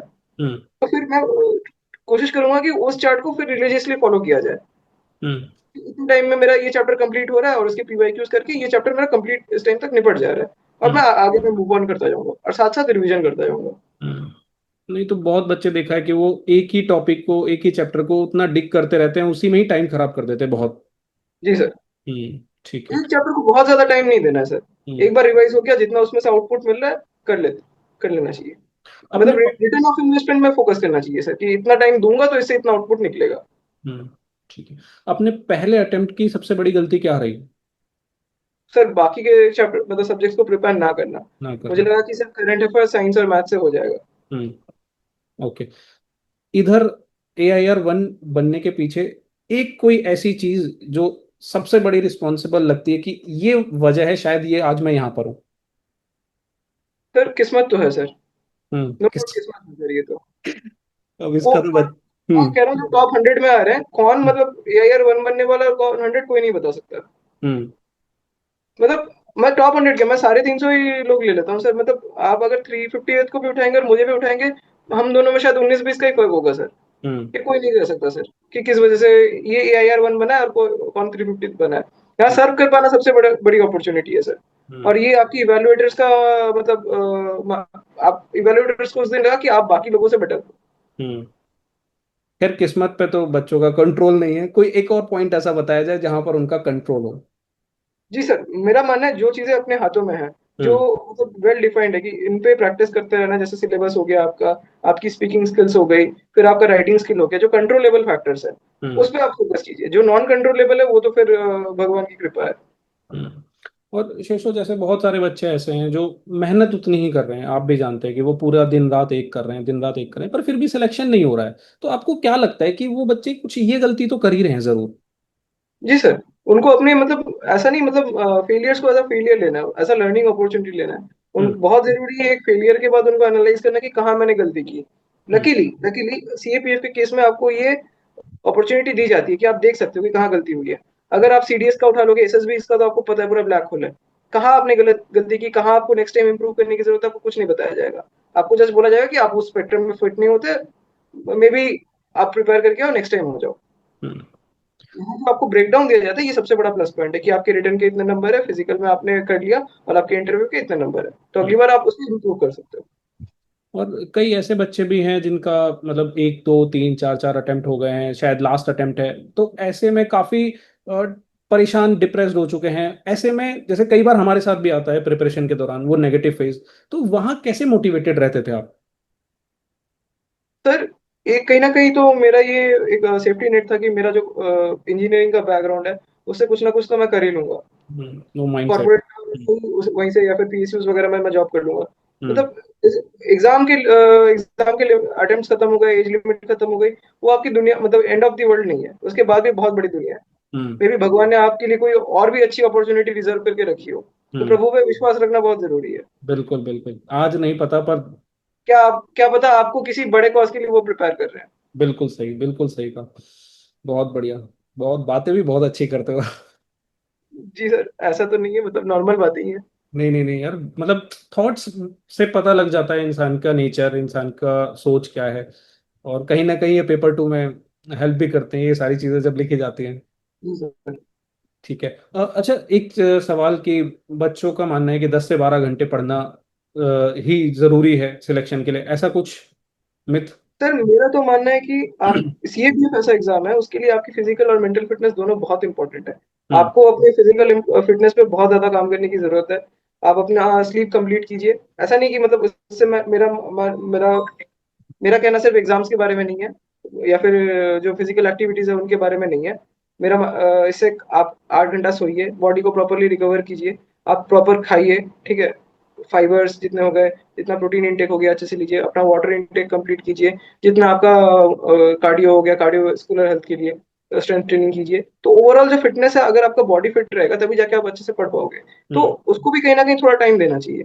और जैसे कहा सर, स्लीप भी इंपॉर्टेंट है, नहीं तो आपकी रिटेंशन पावर कहीं ना कहीं इफेक्ट होगी उससे। हम्म। तो अगर आप 8 घंटे भी पढ़ पा रहे हो तो मैं तो कहता हूँ वो बहुत ज्यादा है। हम्म। इसमें एक सवाल आता है शेषो कि बहुत सारे बच्चे हैं जो प्रिपरेशन के दौरान दूसरा एग्जाम भी तैयार कर रहे हैं। उन्हें लगता है कई बार कि ये दो दो तीन तीन चीजें मैं कर रहा हूँ तो उसकी वजह से सिलेक्शन नहीं हो रहा। तो यहाँ पर हमारा क्या टेक है कि बच्चों को कुछ बैकअप के तौर पर कुछ लेकर चलना चाहिए या नहीं चाहिए? सर, ऐसे तो मतलब हर किसी का सिचुएशन अलग होगा, और हम्म। हर किसी की कैपेबिलिटीज भी अलग होंगी। तो हम्म। उस हिसाब से उनको अपना सिचुएशन असेस करना चाहिए कि उससे मतलब उनके लिए सबसे बेहतरीन क्या रहेगा। मेरा ये मानना है कि अगर आपके एग्जाम के डिमांड्स मैच हो रहे हैं, आप जो प्रिपेयर कर रहे हैं उससे अगर बाकी क्वेश्चन बाकी एग्जाम्स में टारगेट हो सकते हैं, तो उनको भी एक एटलीस्ट ट्राई देना चाहिए। लेकिन आपका मेन एग्जाम आपके मतलब फोकस में रहना चाहिए कि ये मेरा मेन एग्जाम है, इस पे मेरा 90% फोकस रहेगा। और इसकी तैयारी से अगर मुझे बाई प्रोडक्ट्स कुछ एग्जाम मिल रहे हैं तो उनको अटेम्प्ट करना चाहिए एटलीस्ट। हम्म। ठीक ठीक ठीक ठीक। टेलीग्राम और यूट्यूब से आपने बताया कि पूरी प्रिपरेशन रही, डिस्ट्रैक्शन जी भी सर। थोड़ा बहुत रहा बट वो आपने कंट्रोल किया। जी सर। बहुत बढ़िया। इसके इसके रिगार्डिंग किसी बच्चे को मतलब क्या आप कहोगे कि भाई डिस्ट्रैक्शन को कितना लिमिट रखा जाए, कैसे रखा जाए? मैं तो कहता हूँ इंस्टाग्राम अनइंस्टॉल कर दो, वो ब्रेन रॉट वाली चीजें हैं। हम्म। मैं पर्सनली कंज्यूम करता हूँ, लेकिन मतलब करना नहीं चाहिए। हम्म। लोगों का अटेंशन स्पैन कम हो रहा है उससे धीरे धीरे। ये तो हम्म। मतलब एक बिहेवियरल पैटर्न है। ये जितना बात कम तो। यूज किया जाए शॉर्ट कंटेंट, उतना बढ़िया है। आप लॉन्ग कंटेंट देखो, कोई दिक्कत नहीं है। ये बात तो आपने बिल्कुल सही कही। वो 30 सेकंड वाले लूप में नहीं फंसना है सर। और तीन ऐसी चीजें जिसने इस सफर को आपके ऑल इंडिया रैंक 1 तक पहुंचाया, तीन keywords. Sir, less is more, constant revision, constant revision. Sir अपने मेहनत पे भरोसा। बहुत अच्छे। तीन गलतियां जो सिलेक्शन को सबसे दूर ले जाती हैं आपसे, सबसे बड़ा सर, हर्डल। फिजिकल फिटनेस को इग्नोर करना, हम्म। ठीक है। और अपने राइटिंग स्किल्स पे काम नहीं करना, हम्म। और अपने प्रेजेंटेशन और डिलीवरी स्किल्स इंटरव्यू के लिए उस पर काम नहीं करना। Great great great. शेषो, ऑलमोस्ट मुझे लगता है कि हमने सारे बच्चों के डाउट, काफी बच्चों के डाउट आए थे, काफी क्वेरीज थी, जी सर। और मुझे लगता है कि मैंने सबके कवर कर लिए कहीं ना कहीं अपने डिस्कशन में। और जो भी डिस्कशन बचे होंगे वो कभी दोबारा हो जाएंगे। ऑलमोस्ट इस सेशन को एंड करते हैं एक बेहतरीन पॉइंट के साथ। लास्ट गोल्डन वर्ड्स उन बच्चों के लिए जो अब यहाँ से अपनी जर्नी शुरू करेंगे, जो जिन आप क्या कहना चाहेंगे उन बच्चों के लिए? मैं तो कहूंगा सर, अपने टीचर पे पूरा भरोसा रखिए। कोई टीचर अपने बच्चे का बुरा नहीं चाहता। अपने अपने टीचर को फॉलो कीजिए, वो जो आपको गाइडेंस दे रहे उसको देखिए, समझिए, जितना हो पा रहा है आप उसे उसको फॉलो करने की कोशिश कीजिए। अपने ओर से मेहनत पूरी रखिए, पूरा अपना 100% दीजिए। अगर नहीं होता तो प्रभु पे विश्वास रखिए, कोई ना कोई उससे बेहतरीन अपॉर्चुनिटी आपके लिए वेट कर रही होगी। मेहनत कभी जाया नहीं जाती। बहुत बढ़िया, बहुत बढ़िया, बहुत बहुत मजा आया शेषो आपके साथ जी सर, जी इस सर। सेशन को लेकर। और अच्छा लगा। आगे भी फ्यूचर में एक दो सेशन और बच्चों के साथ हम जुड़ेंगे, लाइव भी जुड़ेंगे। जी सर, बिल्कुल सर। हाँ, अच्छा लगा। बाकी आप अब आराम करिए, क्योंकि मुझे लग रहा है कि काफी जॉब वॉब के बाद काफी थकान भी हो जाती है, और डिनर भी नहीं हाँ किया है सर, आपने। ठीक है सर, लेकिन ये मेरा काइंड ऑफ रिफ्रेशमेंट टाइम है। मैं भी फिजिकल एक्टिविटीज इसी टाइम में करता हूँ, तो उससे कहीं ना कहीं माइंड रिफ्रेश हो जाता है। Okay okay. चलिए, आपको भी अच्छा लगा हो, मुझे लगता है, उम्मीद है। जी सर, जी सर, आपका बहुत बहुत धन्यवाद मुझे ये प्लेटफॉर्म देने के लिए और मुझे यहाँ इनवाइट करने के लिए। मेरी बात, अगर मेरे बातों से किसी भी कैंडिडेट का 10% भी भला होता है तो मैं तो उसको एक बहुत बड़ा अचीवमेंट मानता हूँ सर। बिल्कुल बिल्कुल, मैं कहता हूँ सर, एक भी परसेंट बच्चे का, अगर एक भी बच्चे का भला हो रहा है हमारे लिए, वो अपने आप में बहुत बड़ी बात है। जी सर, जी सर। हम्म। ठीक है शेषो। आपका बहुत बहुत शुक्रिया सर, आगे भी मिलते रहेंगे। बिल्कुल बिल्कुल बिल्कुल।